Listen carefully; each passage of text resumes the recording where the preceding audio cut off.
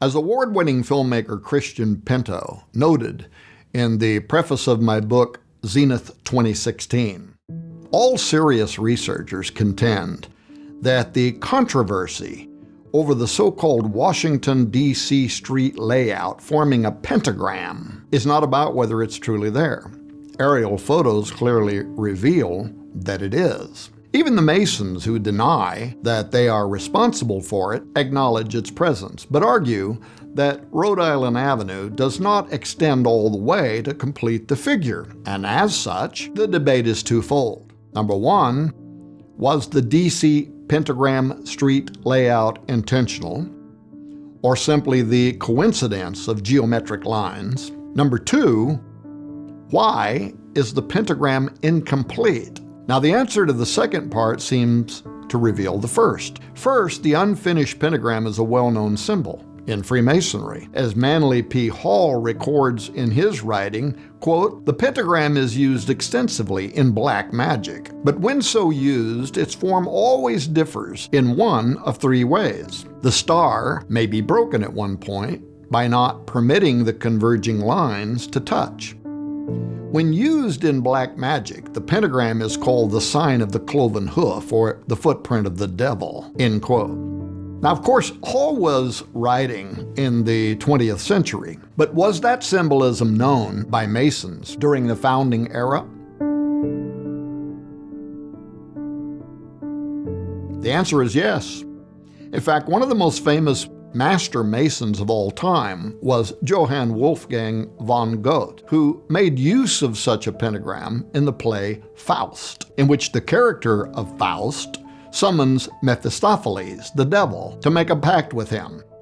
As the devil tries to leave, he's hindered. As a result, he and Faust have the following exchange. Quote, "Mephistopheles, let me go up. I cannot go away. A little hindrance bids me stay. The witch's foot upon your sill I see." Faust answers, "The pentagram, that's in your way? You son of hell, explain to me.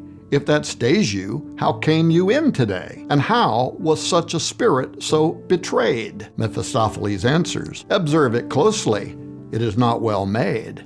One angle on the outer side of it is just a little open, as you see." The open or broken pentagram was used by Faust to summon the devil in a black magic ceremony.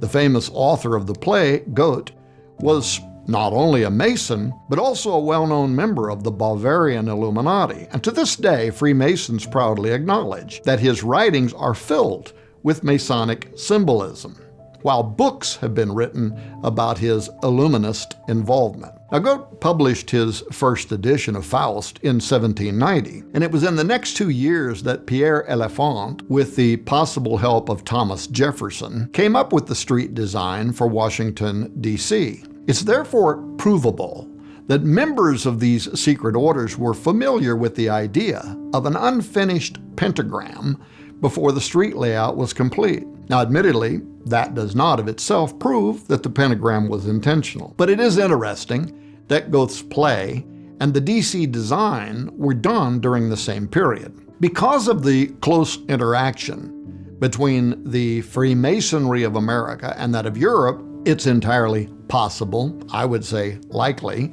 that Elephant and Jefferson were familiar with the symbol and placed it intentionally in the DC pentagram street layout.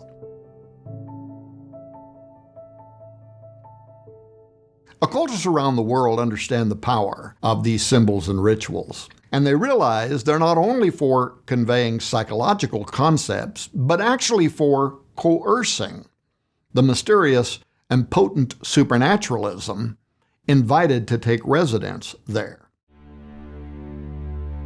That belief is deeply preserved in all of the Babylonian, Egyptian, Greek, Roman, Kabbalistic symbolism that is part of Masonic history. And according to famous Freemason Foster Bailey, these symbols intentionally hide, quote, a secret, which veils mysterious forces. These energies, when released, can have a potent effect, end quote. Scottish philosopher Thomas Carlyle once famously added, quote, by symbols accordingly is man guided and commanded, made happy, made wretched, end quote. As previously pointed out, Masons are, as a result, under oath, never to reveal the true meaning of their symbols, and when somehow they are compelled to offer explanation, they falsify the statement, even to lower degree Masons. Now, substantial reasons exist for why the designers of Washington's government center would have wanted to obscure the meaning behind the occultic layout of America's capital. If the public in general had been prematurely convinced of the end game prophesied in the DC symbolism, it would have been beyond the acceptance of prior generations who likely would have demanded change in leaders and facilities. But as time has moved forward, and increasingly it has become necessary for public understanding of America's heritage and intended purpose, little by little, either by providence, promotion, or even resistance, a clearer picture has emerged of what Manly P. Hall called the secret destiny of America.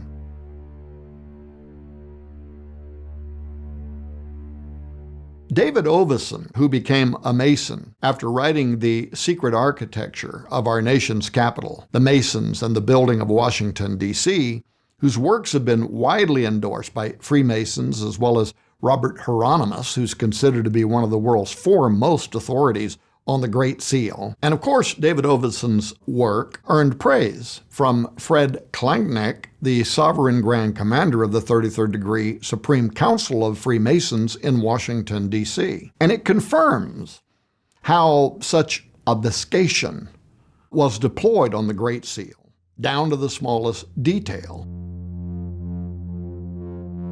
including how a letter was even cut from the Latin word seclorum, which is the usual spelling, S-A-E-C-L-O-R-U-M, in order to create the word seclorum as it appears, to contribute to 3 sets of 13 on the reverse side of the Great Seal. Now, after acknowledging that the top motto, Annuet Coeptus, had the obligatory 13 letters, Oveson points out how seclorum was letter cut to join the bottom motto, Novus Ordo Seclorum, so that the phrase would end up being 17 letters, which, when added to the 9 numerals in the Roman date, would equal a total of 26, or 2 sets of the number 13. Combined with the top motto, these 3 sets of 13 were very important to establish, Oveson says, in order to reflect the Trinity, represented in the Great Seal's Eye of Providence, and in the nominal triangle, he says, from which the pyramid is constructed, end quote. Based purely on the Great Seal's symbolism, the Trinity these 3 sets of the number 13 denote is authoritatively identified as Osiris, Horus, and Isis, the pagan versions of Father, Son, and Holy Spirit, respectively. The use of the number 13 in this way also connects the Great Seal to the mythological and astrological significance of the legend of Osiris as the dying and rising god. It was evidently so important to maintain this talisman-like value, 13, that other phrases of the design and layout of Washington, D.C. were coordinated accordingly, says Oveson. This includes the laying of the White House cornerstone on October 13, 1792 by Masons, and the 4th of July signing of the Declaration of Independence 13 days after summer solstice, so that the sun would be on Sirius. In Egyptian mythology, the sun represented Osiris, while the star Sirius symbolized Isis, and 13 was the number of pieces of Osiris that Isis was able to find after Set, his evil brother, murdered and threw 14 pieces of him into the Nile. Isis searched the riverbanks until she recovered every piece except for his genitals, which had been swallowed by a fish. Isis replaced the missing organ with an obelisk and magically impregnated herself with Horus. Therefore, in Masonic, as well as in ancient Egyptian mythology, the number 13, used a total of 13 times on the Great Seal, counting front and back, is the number that represents the return, or resurrection, of Osiris. This mythology was so meaningful to the founding of the United States and the construction of its capital, including having the missing Osiris genitalia represented by the 6,666 inches high Egyptian obelisk known as the Washington Monument, that nearly all of David Oveson's 500-plus page Secret Architect of Our Nation's Capital is dedicated to establishing the singular correlation between Washington, D.C. and Virgo, the constellation of Isis, or what Oveson calls, quote, Isis, who was the chief of the feminine mystery deities and the prototype of the stellar Virgo, end quote. This affiliation existed from the very day that Freemasons gathered on April 15, 1791, beginning appropriately at 3:30 p.m., reflecting the mystical value of 33, because of the astrological position of Jupiter in Virgo, and what this would mean for the secret destiny of America. At exactly 3:30 p.m., Jupiter, it was written, began to rise over the horizon. It was in 23 degrees of Virgo. By this means, the zodiacal power of Virgo, which was called in later Masonic circles the Beautiful Virgin, was able to stamp her benign influence on the building of the federal city. A few of the many Freemasons present at that ceremony would have been only too well aware of the profound implications of what they were doing. It is quite clear, it was written, that the ceremonial placing of the stone related to more than merely the founding of the federal district. It was somehow linked to the future destiny of America itself. By dedicating the United States through its astrological alignment to the Virgin constellation of Isis, the founders had dedicated the destiny of America to fulfilling the secret doctrine of Freemasonry, as also reflected in the Osiris-Apollo symbolism of the Great Seal concerning subservience, now and upon his return as Antichrist, to Osiris, Apollo, Nimrod.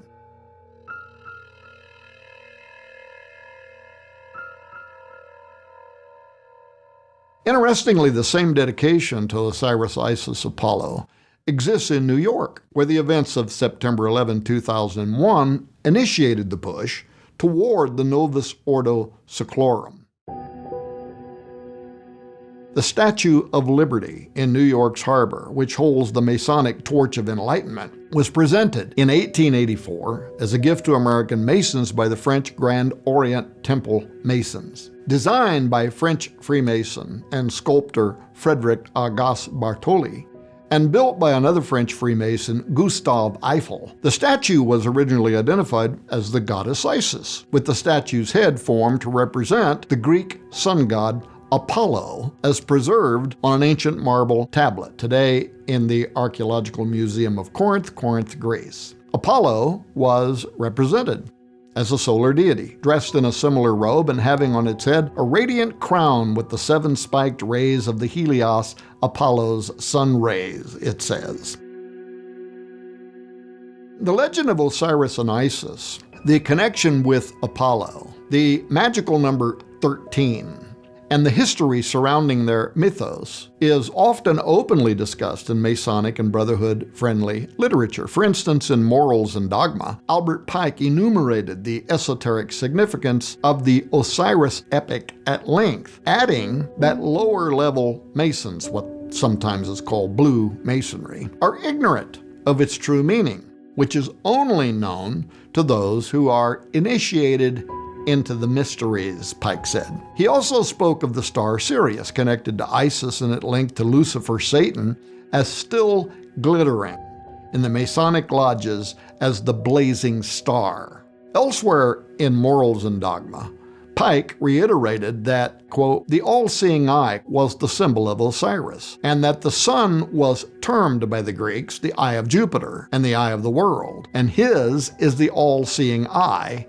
in our lodges, end quote. So once people understand this illuminated Masonic connection to the Trinity on America's Great Seal, and what the prophetic symbolism, mottos, and numerology imply, it becomes apparent why so much effort was put forward for so long by those who felt it was necessary to hide this extraordinary destiny.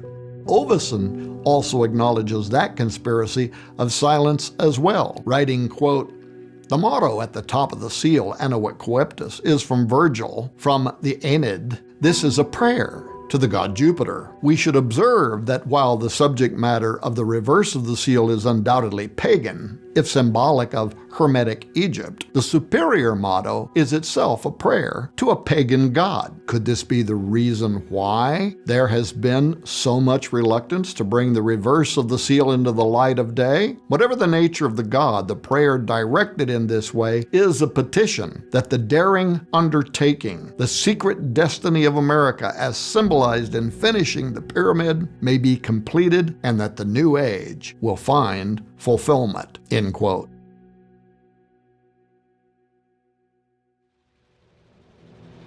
The information that I just shared with you is only the tip of the iceberg of what I reveal in my new book, Zeitgeist 2025. In fact, much of what I uncover in this book is too hot for mainstream platforms like YouTube and Facebook and would immediately be censored.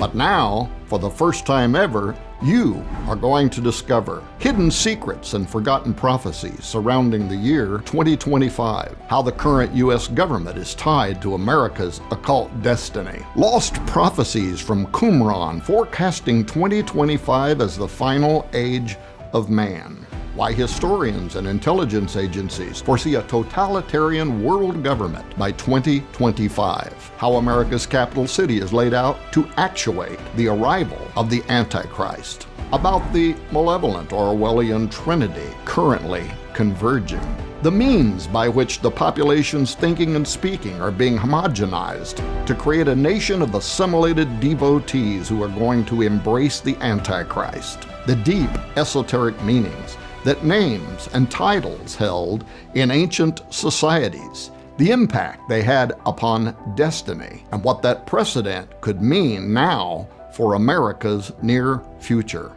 Who the mysterious character Melchizedek of Genesis 14 truly was, what the people of the name covenant is, and much more. So go to sidroth.org/horn or click the link below to get your digital copy of my revelatory new book, Zeitgeist 2025, so you can count yourself among the ones prepared for what is coming next.